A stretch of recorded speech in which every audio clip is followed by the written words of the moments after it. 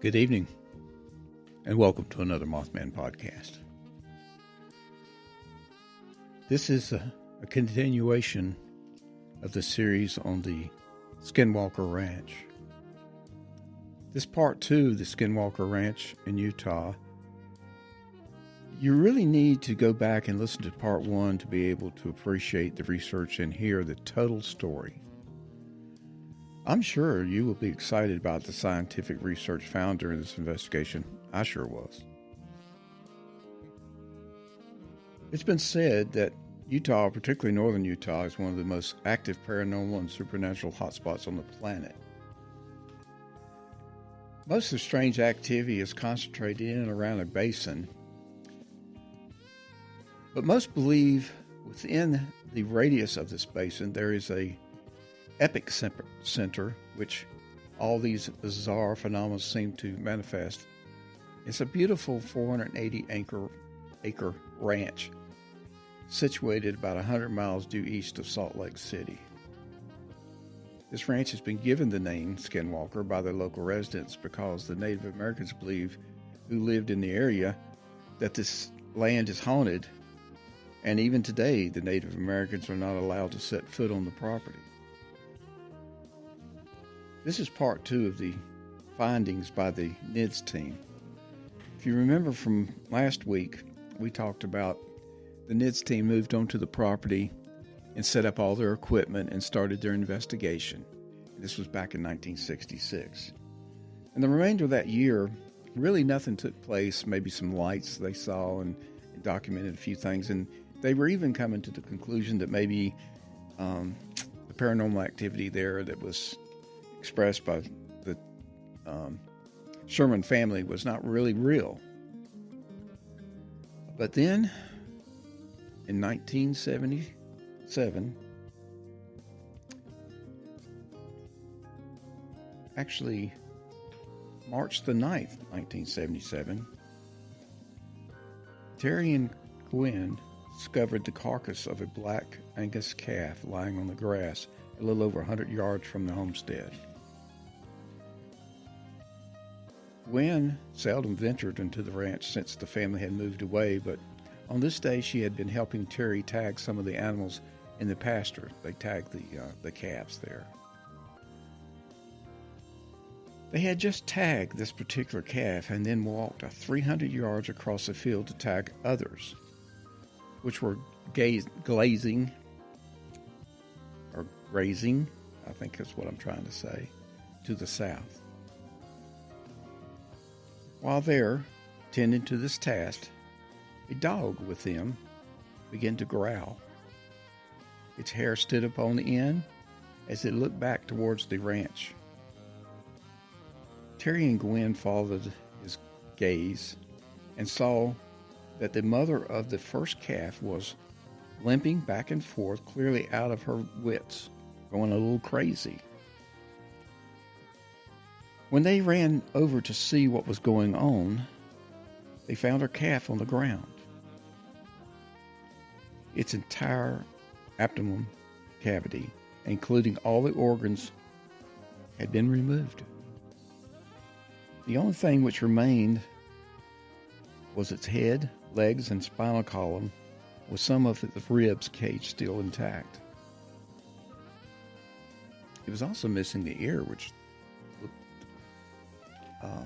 looked like it had been sliced off with an extremely sharp instrument. The strange thing about these findings was there was not one single drop of blood on the grass around the animal. The ear, which had been sliced off, was one that had been tagged less than 45 minutes before.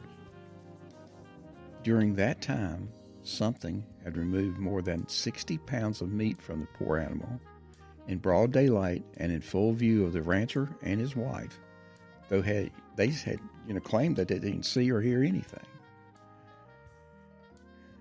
The NIDS veterinarian was baffled. The cuts were clean, precise, with no spillage of blood.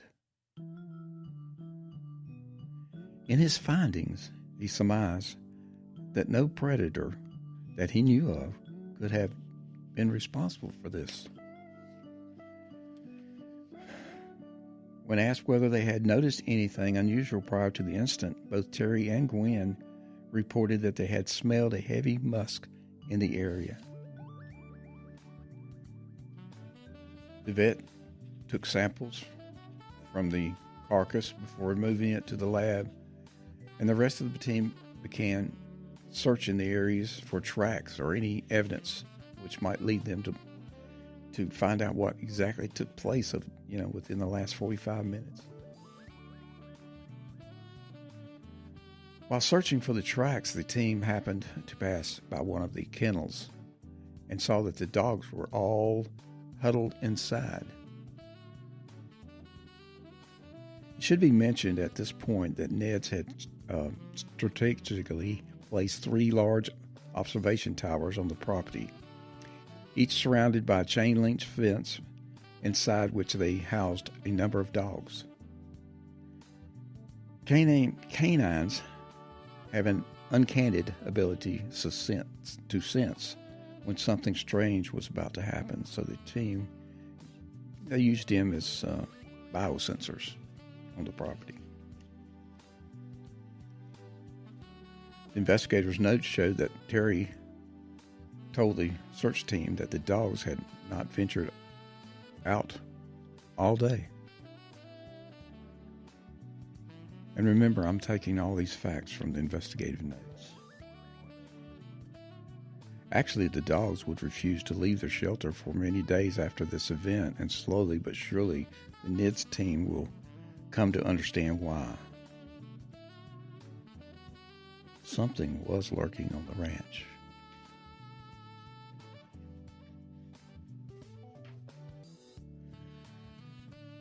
Around 11 p.m. on March the 12th, the dog started howling and barking at something on the far side of the pasture. The NIDS team had been sitting inside the observation trailer at the time, and they all piled out into a truck and headed toward the disturbance. The 4x4 had a bright spotlight fitted to the roof, and as they rounded the corner, the team got a glimpse of the distant cottonwood trees that were there on the ranch.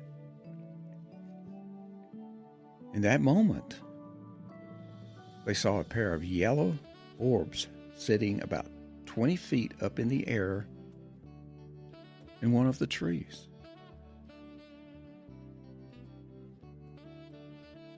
This orbs turned out to be a huge pair of eyes reflecting the light.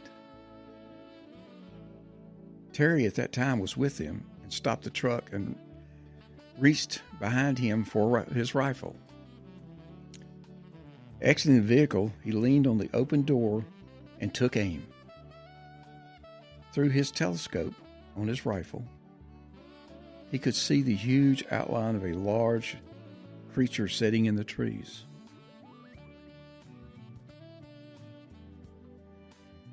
He said out loud, "I'm not going to let another calf come to this deadly surmise." The creature didn't even move as he settled in and took sight. He just sat there and looked back at him. The notes showed the moment the rifles reported echo across the open pasture, the eyes blinked out of existence, and a loud thump was heard as whatever it was fell from the branches. Terry got back into the vehicle along with some other investigators, and they drove towards the cottonwoods, stopping about 40 feet away. There was no sign of a huge animal under the trees or anywhere else. The investigative notes stated everything was silent as Terry and the NIDS investigators spread out and entered the tree line. The investigators and Terry were about 5 yards apart when Terry saw something and shouted, "I see him." 2 more loud shots rang out. As the NIDS team ran towards him, they heard a commotion in the branches. As they kind of pushed through the branches and the thickets, the noise moved away from them. So whatever it was still alive and still moving. Whatever it was had disappeared by the time the rancher Terry and the team made it to the location that they heard the noises. After searching for an hour in the darkness, the team found only 2 large footprints, spaced 20 feet apart from each other. They were each 14 inches long and made a huge claw indication around the ground. Well, the rest of the month passed, according to the notes, without any further investigation or instance. But the dogs and livestock, according to the notes, continued to act strange.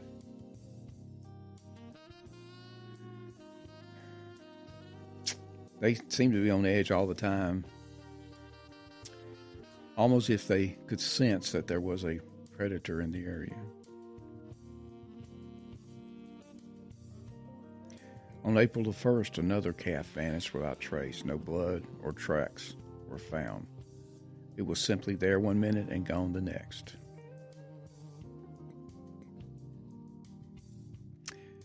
On April the 2nd, though, one of the weirdest, possibly most famous of all events took place out there on the ranch. So, stay tuned for part 3. Thank you for listening to the Mothman Podcast.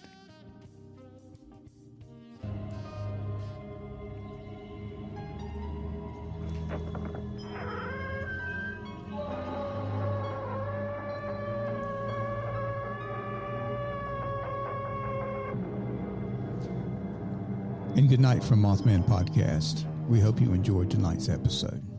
And don't forget, like, subscribe, and comment on YouTube. Follow us on Spotify, Google Podcasts, Instagram, Twitter, and more. And take a look at our website, mothmanpodcast.com, to find out more about our services.